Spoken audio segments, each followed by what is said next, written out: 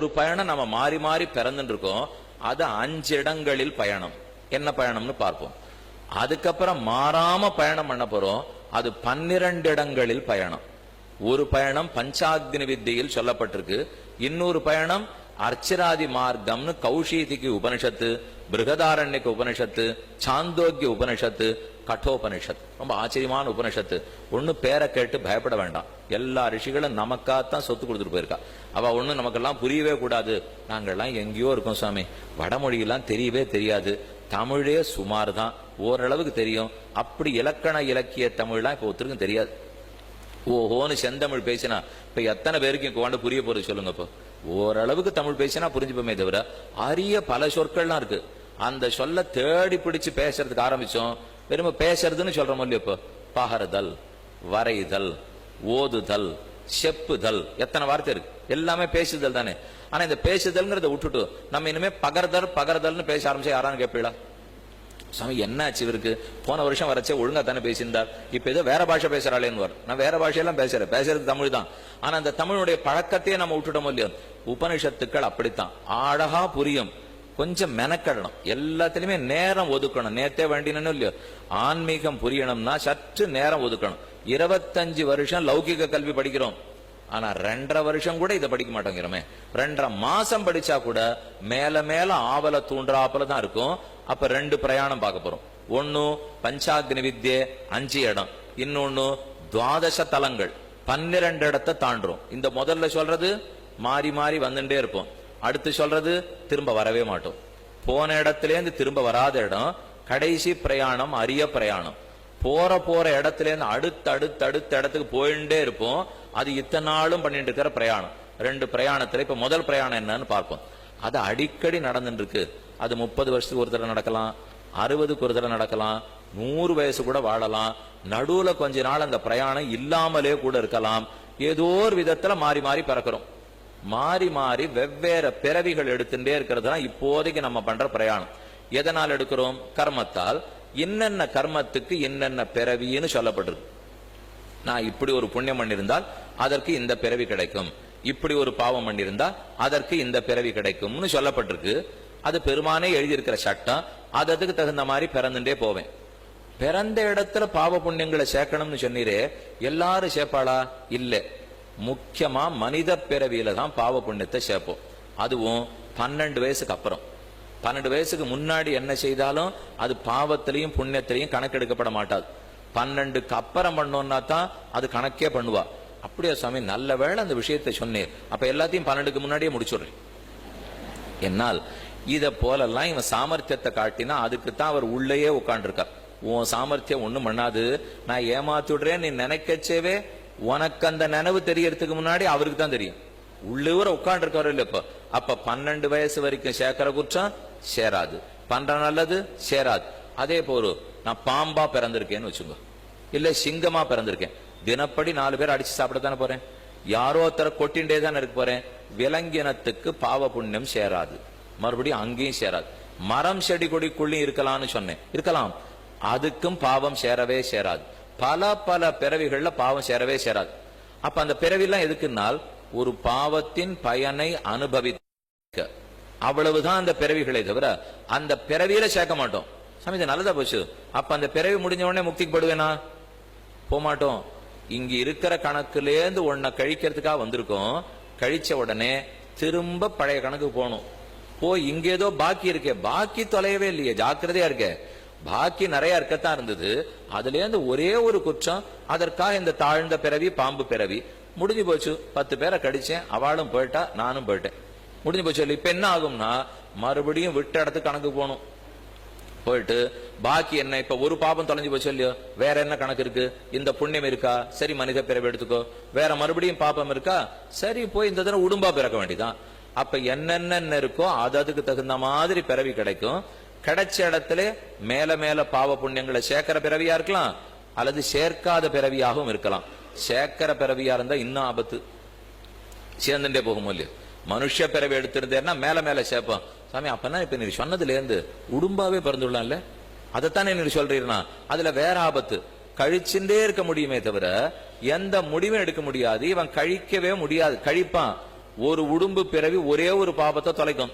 இவன் மலையாட்டம்னா பாவம் வச்சிருக்கான், என்னைக்கு முடிச்சு என்னைக்கு இவன் முக்தி அடையிறது? ஆகப்ப ஒரு வழி, இதெல்லாம் ஒவ்வொன்னா கழிச்செல்லாம் நம்மளால பண்ண முடியாது. உடும்பா பிறந்திருக்கிறச்சே பிராயசித்தம் பண்ணிடுவோம். தெரியவே தெரியாது. உடும்பு பிறவிக்கு பிராயசித்தம் பண்ண தெரியணுமே, தெரியாதோ இல்லையோ? அப்ப இன்னொரு வழி சொன்னீரே, சரணாதி பண்ணிடுவோம். உடும்புக்கு சரணாதி பண்ண தெரியணுமே, தெரியாதோ இல்லையோ? அப்ப உடும்பு பிறவில ஒன்னும் சேராது வாஸ்தவம். ஆனா உடும்பு பிறவில பக்தியும் பண்ண முடியாது, சரணாதி பண்ண முடியாது, அதுக்கு ஞானமும் கிடையாது. அப்ப நம்ம பிறவிக்கு என்ன? எங்கெங்க நல்லது இருக்கோ அங்கேயேதான் தீயதும் இருக்கும். நம்ம பிறவிக்கு நல்லது, பக்தி யோகத்தில் ஈடுபடலாம், ஞானத்தை சேர்த்துக்கலாம், சரணாதி பண்ணலாம், புண்ணியம் சேர்க்கலாம், எல்லாம் பண்ணலாம். தீயது பாவமும் சேரும். இது நல்லதுக்கு நல்லதும் இருக்கு, தீயதுக்கு தீயதும் இருக்கும் இல்லையோ? ஒரு பக்கம் நல்லதா பண்ணலாம், பக்தியில ஈடுபடலாம், பெருமாள்கிட்டயே பிரார்த்திக்கலாம், பாவ புண்ணியத்தை தொலைச்சுடலாம். ஆனா இதுல என்ன பண்ணாலும் கணக்கு வேற சேர்ந்துட்டு இருக்கும் இல்லையோ? ஆகவே இது பிறந்ததற்கு காரணம் தெரிஞ்சு போச்சு. ஏதோ ஒரு பிறவி எடுத்தே முடிஞ்சது. அந்த பிறவியில உயர்ந்த புண்ணியம் இருக்குன்னு வச்சுங்க, சொர்க்கத்துக்கு போவேன். ரொம்ப தாழ்ந்த பாபம் இருக்குன்னு வச்சுங்க, நரகத்துக்கு போவேன். சுமார் புண்ணியம் இருந்தா இந்த லோகத்திலேயே பிறந்த அனுபவிப்பேன், சுமார் பாபமா இருந்தா இந்த லோகத்திலேயே பிறந்த அனுபவிப்பேன். இப்படி கணக்கு வச்சுங்களேன். சின்ன கணக்கா இருந்தா இந்த லோகத்திலேயே முடிச்சிருவார். பெரிய கணக்கா இருந்தா சொர்க்கத்துக்கோ நரகத்துக்கோ போகணும். சிறந்த புண்ணியம் பண்ணிருக்கேன், சொர்க்கம். ரொம்ப மோசமான பாவம் பண்ணிருக்கேன், நரகம். அங்கேயும் போய் அனுபவிச்சு முடிச்ச அப்புறம் திரும்பித்தான் வந்தானோ. சொர்க்கத்துக்கு போயிட்டேன் சுவாமி அப்படின்னா ரொம்ப உயரமான லோகம் இல்லையா? அங்கேருந்து நீர் சொன்ன வைகுந்தம் கிட்டக்க இருக்குமோ? ஒருவேளை நம்ம பூமியிலேருந்து ரொம்ப தொலை தூரத்தில் இருக்கலாம். மூணாவது லோகத்திலேருந்து கிட்டக்க இருக்குமோனால் இங்கேருந்து சந்திரன் ரொம்ப தள்ளித்தானே இருக்கார், ரொம்ப உசரத்தில் இருக்கார். என்னால பிடிக்க முடியாது.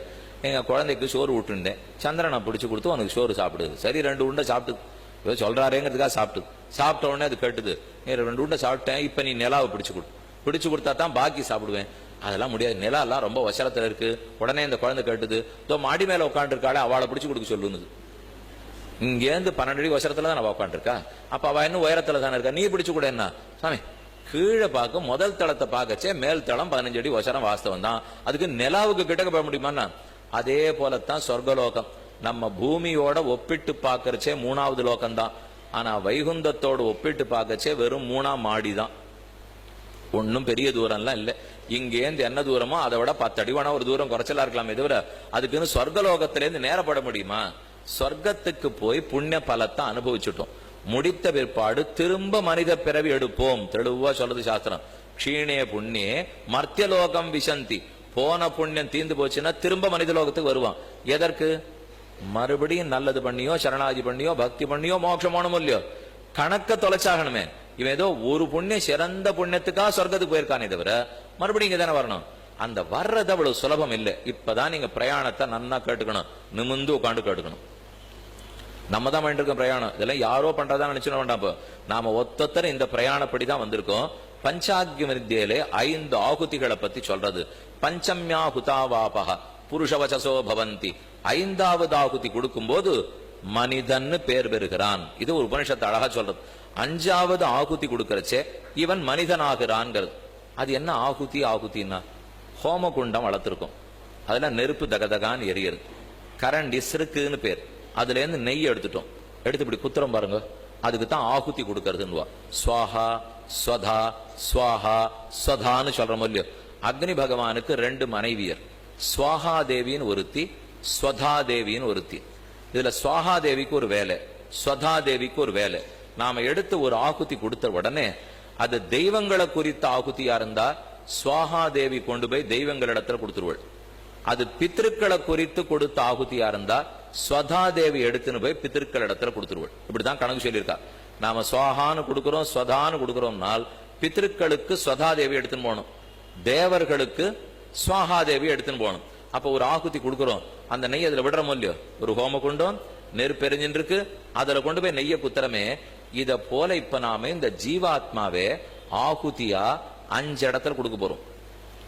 ஜீவாத்மாவே கொடுக்க போறோம். யாரோ நெய் இல்ல, நெய் பால் தயிரை பத்தி பேச்சு இல்ல. இப்போ ஆத்மாவையே கரண்டியால் எடுத்து ஆகுதி கொடுக்கறாப்புல கொடுக்க போறோம். சாமி நெருப்புலையா? ஆமா, 5 நெருப்புல கொடுக்க போறோம். ஒண்ணு இல்ல. இப்போ அந்த ஜீவாத்மாவை இந்த நெருப்புல கொடுத்து, அடுத்த நெருப்புல கொடுத்து, அடுத்த நெருப்புல கொடுத்து, அடுத்த நெருப்புல கொடுத்து, கடைசி நெருப்புல ஆகுதி கொடுக்கறச்சேதான் மனிதனாகிறான்ங்கிறது உபனிஷத். பஞ்சம்யா ஹுதாவாபக புருஷவசசோ பவந்தி. எது எது முதல் ஆகுதி? இப்ப சொர்க்கலோகத்துல அனுபவிச்சிருந்த மூலியம் அங்கேந்து அந்த ஜீவாத்மாவை எடுத்து வெளியில இருக்கிற பனி மேகம் அப்படிங்கிற ஹோம குண்டத்துல ஆகுதியா போட்டுருவா. சக்கையா தூக்கி வெளியில போட்டுருவா. யார் பண்ணுவா? அதே ரம்பா, திலோத்தமா, ஊருசி, மேனகா. நித்தியம் அங்க போறச்ச நாட்டிய கச்சேரி எல்லாம் பார்த்திருந்தோம் இல்லையோ. இங்கேருந்து போனதே ஜோதிஷ்டோம யாகம் பண்ணி இந்த நாட்டை அவனுக்கு பக்கத்துல உட்காந்து இந்த திலோத்தமா ஊர்வசி என்னமா ஆடுறான்னு நான் பார்த்தா அனுசம். அதுக்காக இங்கேருந்து அங்க போனார். நன்னா இருந்தது, ஆட்டம் பாட்டம்லாம் நன்னா இருந்தது, சாப்பாடுலாம் ரொம்ப நன்னா போட்டா திருப்தியா நன்னா தான் அனுபவிச்சேன். ஆனா பார்த்துட்டே இருக்கிறச்சே ஒரு நாள் அந்த மூலையிலேருந்து யாரையோ பிடிச்சு தள்ளி விட்டு இருந்தான். நமக்கு பயம் வந்துடும். எதுக்கு பிடிச்சு தள்ளுற? நான் இதுதான் வைகுந்தத்தை போல திரும்பி வராத லோகம் நினைச்சேனே. ரம்பா பக்கத்துல வந்தா. யாரு சொன்னா திரும்பி வராத லோகம்னுட்டு? எல்லா லோகமும் திரும்ப மனுஷ லோகத்துக்கு தான் போகணும். அவன் பண்ணிருக்கிற புண்ணியம் தீந்து போச்சு. அவன் சொர்க்கலோக அனுபவம் இன்னையோட முடிஞ்சு போச்சு. அதுக்காகத்தான் திரும்ப தள்ளுறோம். இவனுக்கு ஒரே பயம் வந்துருது. இப்போ ஓ அப்படின்னா என்னையும் தள்ளுவிழா அப்படின்னு அவள்கிட்ட கேட்டான். கண்டிப்பா தள்ளுவோம். இன்னைக்கு இல்ல, 4 நாள் கழிச்சு நாள் குறிச்சிருக்கோம். இன்னைக்கு தான் 13ஆம் தேதி ஆறுது. மார்கழி 1ஆம் தேதி தள்ளி விட்டுடுவோம், கவலைப்படாது. 17ஆம் தேதி வந்ததுன்னா நாள் குறிச்சு பாக்கி 4 நாள் அவன் அனுபவிப்பான்னு சொல்றேன். பயத்திலேயே பிராணம் படும். இவா தள்ளவே வேண்டாம். எப்ப இல்லேன்னு சொன்னானோ நாளைக்கு கிடைக்குமா கிடைக்காதாங்கிற விருந்த விட இன்னைக்கு இருக்கிற தத்யோதன பிரசாதம் தேவலை தானே. எல்லாருமே ஒத்துக்கு பொருள். இப்போ 4 நாள் கழிச்சு வடபாயசத்தோட போடுறேன், கிடைக்கலாம் கிடைக்காது போலாம், அது எனக்கு தெரியாது. ஆனா இன்னைக்கு தத்யோதனம் கொடுக்குறேன். சாமி இன்னைக்கு கொடுக்கறத முதல்ல கொடும், 4 நாள் கதை அப்புறம் நம்ம பார்ப்போம். இப்போ இன்னைக்கு நன்னா இருக்கணும்னு நினைப்போம். அதே போல இந்த லோகத்திலே இருந்துட்டா கூட தேவையில்லை, சொர்க்கத்துக்கு போயிட்டு துடிச்சுட்டே இருக்கணும். இப்போ என்னைக்கு தள்ள போறானோ, என்னைக்கு தள்ள போறானோ, என்னைக்கு புண்ணியம் தீந்து போச்சோ, தீந்து போன அன்னைக்கு இந்த ஆத்மாவை எடுத்து ஆகுதியா கொடுத்துட போறா. அங்க இருக்கிற பக்கத்துல மேகம் பனிக்கூட்டத்துல கொடுத்துட்டா. முதல் ஆகுதி முடிஞ்சு போச்சு. சரி, அந்த பனியில விழுந்தாரே என்ன ஆவார்? இப்ப நம்ம நெருப்பு ஜொலிச்சுன்னு இருக்கச்சேதான் ஆகுதி கொடுக்கணும். கடற்கரை நெருப்பு எரிஞ்சுட்டு இருக்கு, அணைஞ்சு போய் சாம்பலா இருக்கிற நெருப்புல நெய்ய குத்தவே குத்தாதீங்க. அதனால ஒரு பயனுமே கிடையாது. சாஸ்திரம் சொல்றது ஜொலித்து கொண்டிருக்கிற நெருப்புல தான் ஆகுதி கொடுக்கணும். அது சமனமாயிருக்கு, சாம்பலாயிருக்குன்னா இவ வெறுமைக்கான கொட்டின்றே இருக்க கூடாது. இன்னொன்னு அதை கொளுத்து இன்னும் நன்னா கொழுந்து விட்டு எரியணும்னு வச்சுங்க. இப்ப ரொம்ப தப்பா ஒண்ணு பண்ணிடுறோம். சட்டுன்னு 4 கற்பூரத்தை கொளுத்தி போட்டுடுறோம். அது வழக்கமே கிடையாது, பண்ணவே மாட்டா. அது தீபத்திலேருந்து கொண்டு ஏத்தி முதல்ல தணல் வைக்கணும். அதுக்கு அடுப்பு வேணும். சாமி நீ இருக்கிற நாழியில சொல்லிட்டு கிளம்பி போலாம் ஒழுங்கா. இப்ப தேவையில்லாத எதையோ பத்தி நீர் கலப்பறீர். யார் வீட்டுல அடுப்பு இருக்கு? இப்போ அடுப்பு இருந்தா கறி போடணும், கனி போட்டா தணல் வரும். அந்த தணலை பித்தளை தட்டு தாம்பாளத்துல வச்சு தர்மபத்தினி கொண்டு வரணும். இவர் உட்கார்ந்து இருக்காரு அக்னி காரியத்துக்கு முன்னாடி. அப்ப அந்த வாத்தியார் சுவாமி சொல்லுவார், தணல் கொண்டு வரலாம் கொண்டு வரலாம், தட்டுல கொண்டு வரணும். தட்டுல கொண்டு வந்து அந்த ஹோம குண்டத்துல போடணும். போட்டுட்டு தட்டோட நின்னா இவர் அந்த தர்ப்பத்துல கூர்ச்சத்தை சொம்பு குடவாத்திரத்துல வச்சிருக்காரோ இல்லையோ, அந்த தீர்த்தத்தை எடுத்து அந்த தட்டுல தெளிக்கணும். தெளிச்ச உடனே அந்த சூட்டுக்கு நெருப்புக்கு இந்த ஜலம் பட்டு கல்லுன்னு ஒரு சத்தம் வரணும். வந்த பிற்பாடு நீங்க உள்ள போயிருக்கலாம், அப்புறம் சேவிக்கச்சே கூப்பிடுறேன் அப்படின்னு வாத்தியார் சொல்லிட்டாருன்னா உள்ள போயிடலாம். இதை பண்ணிட்டு இருந்தோம். ஆனா அதுக்கு இப்ப எல்லாம் பொறுமே இல்லை. தணலுக்கு எங்க போறது? இப்ப முதல் ஆபத்து அதுன்னா தணலே பார்த்தது இல்லை. இப்போ தணல் இல்லைன்னு என்ன செய்யலாம்? கற்பூரத்தை கொளுத்து நேர போடு, நெய்ய அது தள்ள அப்படியே கொத்து பிடிச்சுக்குமா, நான் பிடிச்சுக்கோம். ஆனா 5 நிமிஷம் அணைஞ்சு போடும். அப்படி இருந்தா இருக்கவே இருக்காது. ஷராத்தூள் போட்டு வராட்டித்தூள் போட்டு போட்டு மெதுவா ஊதி ஊதி கொடலால ஊதினா தான் அது நிற்கும். இதெல்லாம் யார் சுவாமி பண்றதுன்னா இந்த மெனக்கடுறமாங்கிறதுக்கு தான் பலமே. நன்னா புரிஞ்சுங்க. பண்றதுக்கு பலம் இல்லை, செலவழிச்சதுக்கு பலம் இல்லை. அதை எப்படி பண்ணணுமோ அதுக்காக இவன் மெனக்கட்டானா, அந்த நேரத்தை செலவழிச்சான்னா சரி தியாகம் பண்ணிருக்கான், கொடுத்துட்டு போ. இப்படித்தான் பெருமாள் நமக்கு பலம் கொடுக்கிறாரே தவிர ஏனோ பண்ணேன். நான் ஒரு சுவாமி கிட்ட பணத்தை கொடுத்து அவர் ஹோமம் பண்ண சொல்லிட்டேன். அந்த சுவாமியே புண்ணியத்தையும் வாங்கிட்டு போடுவார். நல்லா தெரிஞ்சுங்க, புண்ணியம் நமக்கு வராது. அப்புறம் அந்த சுவாமி கிட்ட பணத்தை கொடுத்து பண்ண சொல்லும் இல்லையோ, சுவாமியே வாங்கிட்டு போடுவார். நாம போய் பூவை வாங்கிட்டு வந்து தாயார் சன்னதி கொண்டு போய் சாத்தணுமா, இல்ல பணத்தை வேலைக்காரர் இடத்துல கொடுத்து நீ வாங்கி கொண்டு போய் பூவை கொடுன்னா தாயார் நித்தியம் அவளைத்தான் பார்த்துட்டு இருப்பாரு, நம்ம பார்க்கவே மாட்டார். அப்புறம் இப்போ வங்கிக்கு நம்ம அனுப்புவோம். இப்பெல்லாம் நம்ம யாரும் பாக்குறதே. நம்ம எல்லாமே இப்போ கணிப்பொறிக்குள்ள வந்துருச்சு, கைத்தொலைபேசிக்குள்ள வந்துருச்சு. பணத்தை அனுப்பணும், பணத்தை போடணும், என்ன கொடுக்கணும் எல்லாம் இதுல. அப்ப நமக்கு யாருன்னு இப்ப தெரியாமலே போயிடும். தெரியா போயிட்டு யாரோ ஒரு ஆளை மட்டும் அனுப்பிச்சிருந்தோம்னா நாளைக்கு அந்த ஆளே மொத்தத்தையும் காலி பண்ணி எடுத்துன்னு போனாலும் போடுவார். அவரே தான் வங்கியே பார்த்துட்டே இருக்கார். நம்ம ஒரு நாள் போனதே இல்லை. இத போல பகவான் நித்தியம் நீ தான் பூக்கெடுத்தன் பெரியா தெரியலையே, யாரோ தானே எடுத்துன்னு வந்தா அவளுக்கு தான் கொடுக்கணுமாக்கோ நினைச்சு நான் எல்லாத்தையும் கொடுத்துட்டேன்னுட்டாருனா அப்பதான் நமக்கு தோணும், ஓஹோ இது ஒரு நாளாவது நம்ம எடுத்துன்னு போயிருக்கணும் போல் இருக்கு, நம்ம ஆள்கிட்ட கொடுத்தது தப்பா போச்சு, ஆகுதி நம்ம தான் கொடுக்கணும், தணலை கொண்டு நம்ம தான் நெருப்ப மூட்டணும், மூண்டு எரிஞ்சின்னு இருக்கிற ஜுவலித்து கொண்டிருக்கிற நெருப்புல தான் நெய் ஆகுதி கொடுக்கவே கொடுக்கணும். அது கொடுக்கிறமே, இதுதான் முதல் ஆகுதி. இப்போ முதல் ஆகுதி ஜீவாத்மாவை எடுத்து மேல இருக்கிற பனிமூட்டத்துக்குள்ள போயாச்சு. நெய்ய குத்தினா போலே அந்த நெய் எத்தனையோ இடத்துல வீணாகலாம், வேண்டிய இடத்துல விடலாம். ஒரு கட்டை வச்சிருப்போம், பார்த்து கொஞ்சம் கேசவாய சுவாகா, நாராயண சுவாகா, மாதவாய சுவாகா, மதுசூதனாய சுவாகா, திரிவிக்ரமாய சுவாகா, ஸ்ரீதராய சுவா, ரிஷிகேஷாய, பத்மநாபாய சுவா, தாமோதராய சுவா விடுறச்சே கொஞ்சம் எந்த இடத்துல நெருப்பு நன்னா எரிஞ்சுட்டு இருக்கோ பார்த்து குத்தணும். அது குத்தினால இன்னும் கொஞ்சம் பிடிச்ச நன்னா எரியும். அது தெரியாம ஒரு மூலையில அது குத்தினோன்னு வச்சுங்க, அந்த நெய் வீணாவே போயிட்டு இருக்கும், இந்த கட்டையில அது பிடிச்சிக்காது. அப்ப நெய் என்னாச்சு, வீணா எடுத்தோம் இல்லையா, அந்த நெய் குத்துறத்தினுடைய பயனை அடையவே இல்லை. அதே போல இந்த ஜீவாத்மாவை எடுத்து ஆகாசத்துல பனிமூட்டத்துல போட்டா அது அப்படியே சுத்தும் சுத்தும் சுத்தும், பல லட்சம் ஆண்டுகள் சுத்தும். அது போக வேண்டிய அடுத்த ஆகுதிக்கு போகவே போகாது, அதுக்கு சரீரமும் கிடைக்காது, அடுத்த சரீரம் அதுக்கு கிடைக்கல. இப்போ ஆத்மா வெறும் ஆகுதி கொடுக்கப்பட்டிருக்கு, அதுல இருந்து அடுத்த ஆகுதியா வரணுமே. பனி நீர்த்துளியாக ஆகி எப்ப பூமியை வந்து அடையும்? எல்லா பனியும் நீர்த்துளி ஆறுதா? இல்லையே, எவ்வளவோ பனிக்குள்ள ஒரு துளி தானே நீர்த்துளி ஆறுது. அப்ப அடுத்த ஆகுதி பனியில கொடுக்கப்பட்ட ஜீவாத்மா அங்கிருந்து எடுத்து நீர்த்துளியில் கொடுக்க, அது இரண்டாவது ஆகுதி. இதுக்குள்ளேயே லட்சத்துல ஒருத்தர் தான் அடுத்த ஆகுதிக்கு வருவார். எல்லாரும் வந்துட முடியாது. லட்சம் பனித்துளிக்கு ஒரே ஒரு பனித்துளி எங்கேயான ஒரு ஜலமாகுமா? அப்ப அதுல இருந்து இதுக்கு வர்றதுக்குள்ளே பல பேர் என்ன ஆகுவா, சதறி சதறி சதறி எங்கெங்கோ போடுவா. அப்ப அதெல்லாம் சுத்தின்டே இருப்பா. மறுபடியும் பனிமூட்டம் சேர்ந்து தண்ணீர் ஆரச்சேதான் இவருக்கு வாய்ப்பே. இரண்டாவது ஆகுதிக்கு அப்ப வாய்ப்பு இல்லை. தண்ணீரா இருந்தா அது மழை தண்ணீராக பூமியை நோக்கி வரும், அங்க ஆகுதி கொடுக்கப்படுகிறது. இப்ப பூமியில ஜீவாத்மா ஆகுதியா கொடுத்துட்டோம். முதல்ல பனியில கொடுத்தோம், பனியிலிருந்து பூமியில கொண்டு ஆகுதியா கொடுத்துட்டோம். அந்த மழை தண்ணீர் விழுந்து எல்லாமே பூமிக்குள்ள பயிரா போறதா? இல்லவே இல்லையே. அடிச்சுன்னு போறது இப்ப எல்லாருமே பார்த்துட்டோமே. திறந்து விட்டா இப்ப சேமிக்க முடிஞ்சது இவ்வளவு, கடல்ல கொண்டு போய் சேர்ந்தது இவ்வளவு. அப்ப விழுந்த தண்ணீர் துளி எல்லாம் ஒண்ணு நிலத்துக்கு போறது இல்ல, அப்படியே அடிச்சுன்னு கடல்ல போயிடும். கடலுக்குள்ள போய் அந்த ஆத்மாக்கள் எல்லாம் கிடக்கும். கடக்கும் கடக்கும், மீனுக்குள்ள கடக்கும், பாசிக்குள்ள கடக்கும், முத்துக்குள்ள கடக்கும், பவளத்துக்குள்ள கடக்கும், எதுக்குள்ள வேணா கிடக்கலாம். ஆனா நீண்ட காலத்துக்கு அப்படியே இருக்கும். மறுபடியும் மனித பிறவி கிடைக்காது. இரண்டாவது ஆகுதி முடிஞ்சது. இப்ப மறுபடியும் லட்சத்துல ஒருத்தர் எடுத்துங்க. 1,00,000 பேரை முதல்ல தூக்கி போட்டா அதுல ஒருத்தர் வந்து பூமியில விழுந்தார். அதுல 1,00,000 பேருக்குள்ளே யாரோ ஒருத்தர் நெல்லா முளைச்சார், பருப்பா முளைச்சார், கோதுமையா முளைச்சார். இப்ப அடுத்த ஆகுதி, மூணாவது ஆகுதி கொண்டு போய் கொடுக்கணும் இல்லையா? நெல்லு, பயிறு முதலான எல்லாம் தானியமா கொண்டு போய் ஆகுதி கொடுக்கணும். அப்ப பனியில கொண்டு போய் கொடுத்தோம், மழை துளி ஆச்சு, மழை துளி வந்து பூமியில விழுந்தது. அந்த பூமியிலேருந்து இப்ப நெல்லா முளைச்சுடுது. அந்த நெல்லை கொண்டு போய் ஆகுதி கொடுக்கணும் இல்லையோ?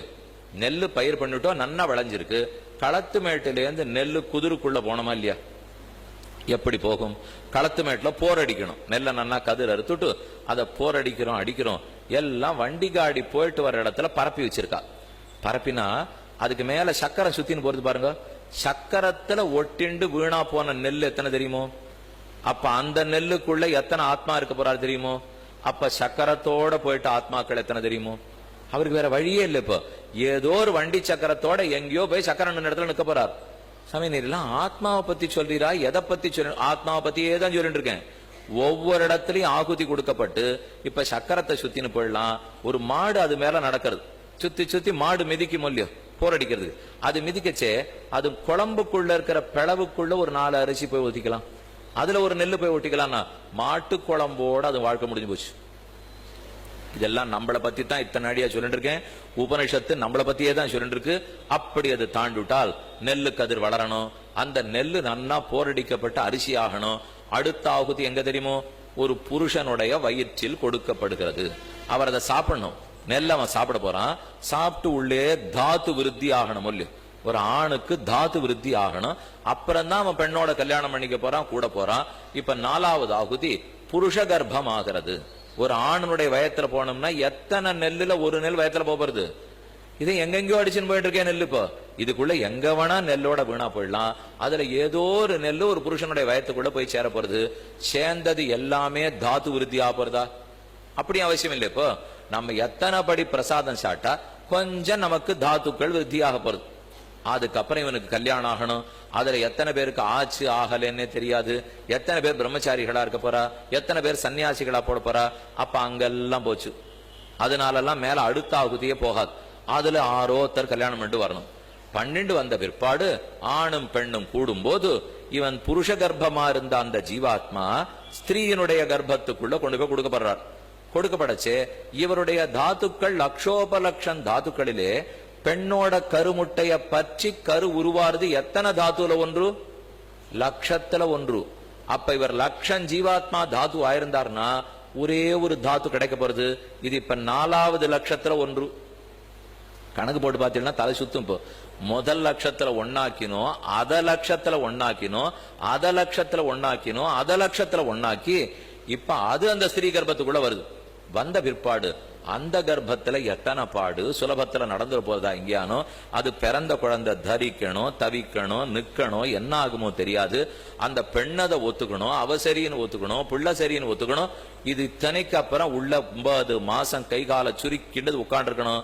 பாடா படப்போறார். உள்ள இருக்கிற கிருமிகள், கண்ணுக்கு தெரியாத அத்தனை கீட்டம், புழு இத்தனை அந்த ஆத்மாவை போட்டு தொகைக்கிறது. அது நினைச்சுக்கிறாரு, எங்க இருந்தேன் சொர்க்கத்திலே, அங்கேருந்து இங்க ஆகுது, இங்க ஆகுது, இங்க ஆகுது, இங்க ஆகுது.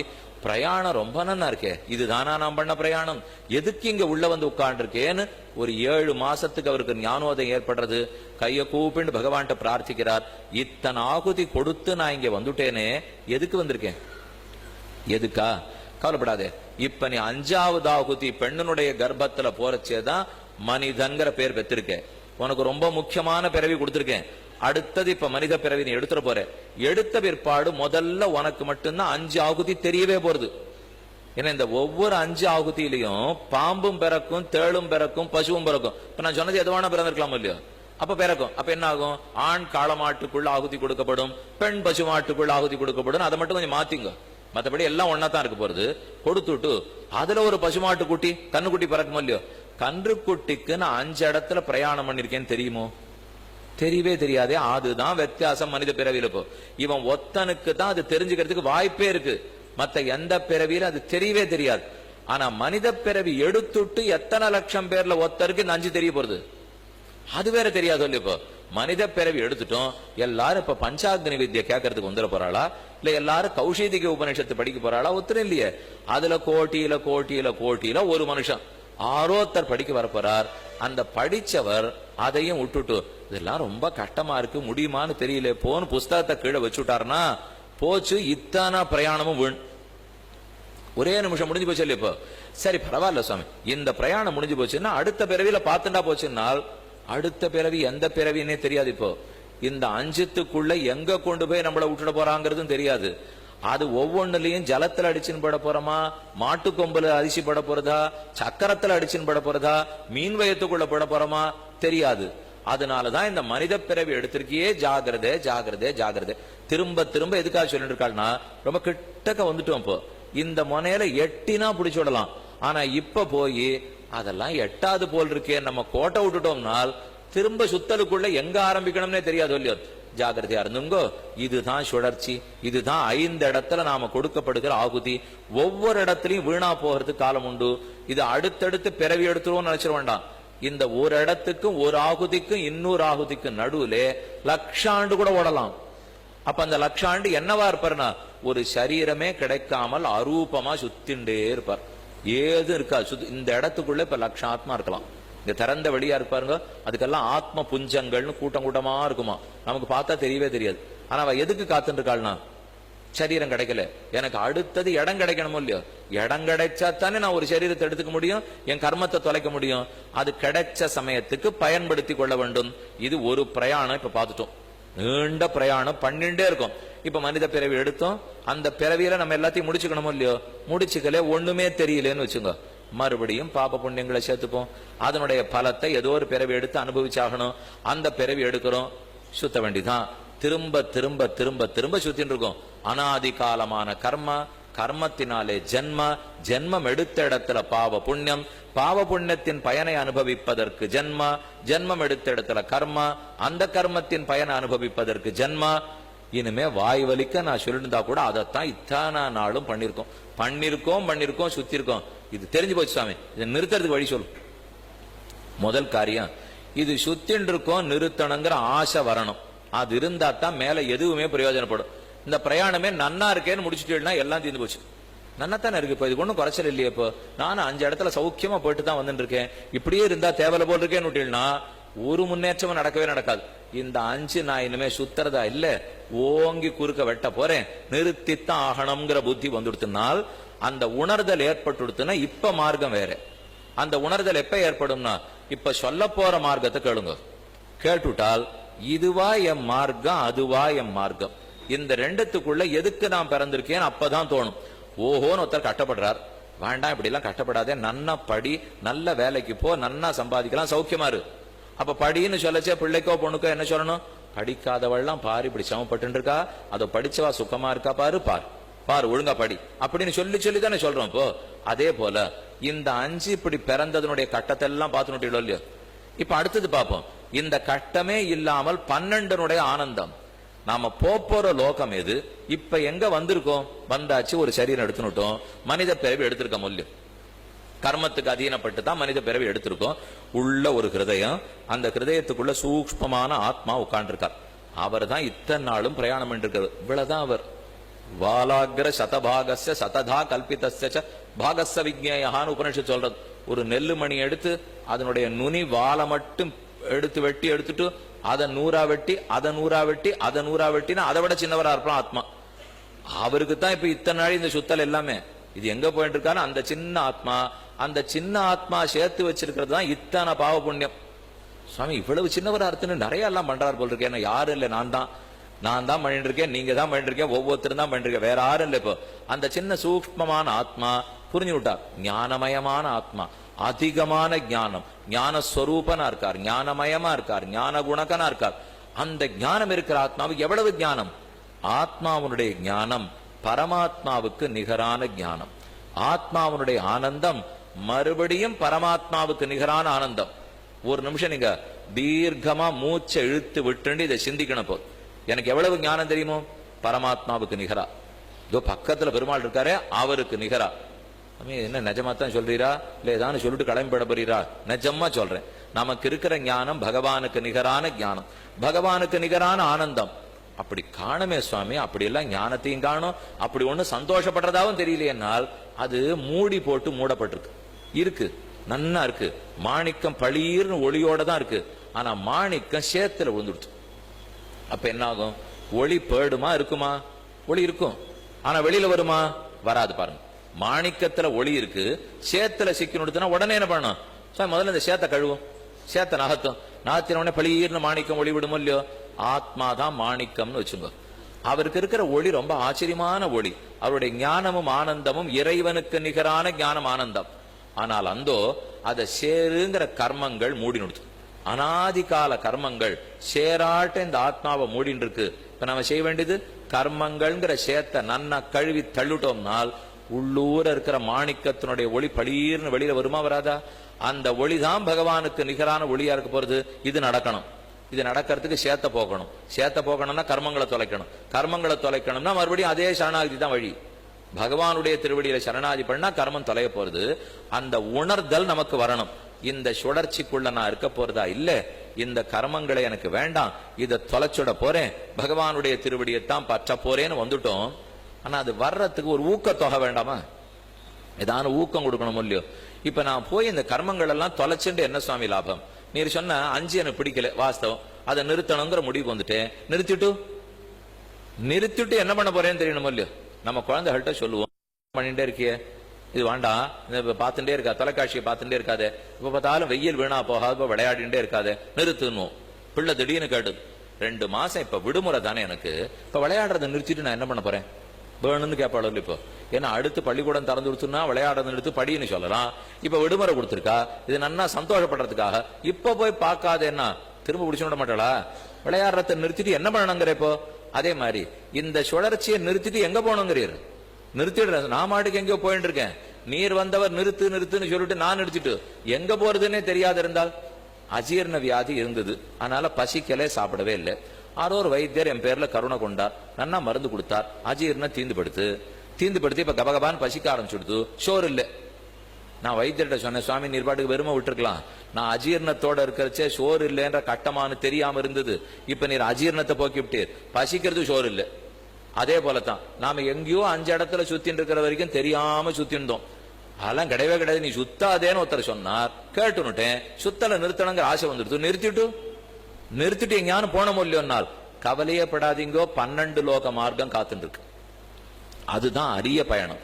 அந்த பயணத்தை பத்தி கண்ணன் கீதையில சொல்லச்சே 2 மார்க்கங்கள் இருக்கு அர்ஜுனா. இது ஒரு கருப்பு மார்க்கம், இது ஒரு வெளுப்பு மார்க்கம். கதி ஹேதே சுக்ல கிருஷ்ணே ஜெகத சாஸ்வதே மதே. இந்த லோகத்துல ரொம்ப நாளா 2 மார்க்கம் இருக்கு. இது வெளுப்பு மார்க்கம், இது கருப்பு மார்க்கம்.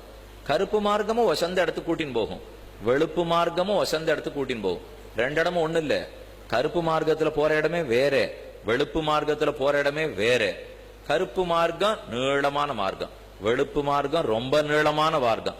எங்க போவ தெரியுமோ? வெளுத்த மார்க்கத்துக்கு அர்ச்சிராதி மார்க்கம்னு பேர், கருத்த மார்க்கத்துக்கு தூமாதி மார்க்கம்னு பேர். தூமம்னா புகை, புகைன்னா இருட்டு கருப்பு, ஆதினா தொடக்கம். தூமாதின்னு சொன்னால் இருள் உலகத்தை, புகை உலகத்தை முதலில் கொண்ட மார்க்கம் தூமாதி மார்க்கம். அர்ச்சிஸ்னா ஒளி, ஒளினா வெளிச்சம் வெளுப்பு. அர்ச்சிஸ் லோகத்தை தொடக்கத்தில் கொண்ட மார்க்கம் அர்ச்சிராதி மார்க்கம். அர்ச்சிஸ் ஆதியில இருந்தா அர்ச்சிராதி, தூமம் ஆதியில இருந்ததுன்னா தூமாதி. புரியுறதோ இல்லையா சுலபமா? இப்ப அர்ச்சிஸ்னா ஒளி, ஒளிய முதல்ல வச்சுட்டு இருந்தா ஒளி மார்க்கம், அது வெளவெளேர்னு இருக்கு. கருப்பு புகைய முதல்ல வச்சுட்டு இருந்தா தூமாதி மார்க்கம், அது இருளோன்னு இருக்கு. இந்த இருட்டு மார்க்கமும் உயர்ந்த பதவி கூட்டின்னு போகும், ஆனா அது வழியா யார் போனாலும் திரும்பி வந்துருவான் அர்ஜுனா. வெளுப்பு மார்க்கமும் உயர்ந்த பதவி கூட்டின்னு போகும், போனவன் திரும்ப வர்றதே இல்லை. போனவன் தான். நச்ச புனராவர்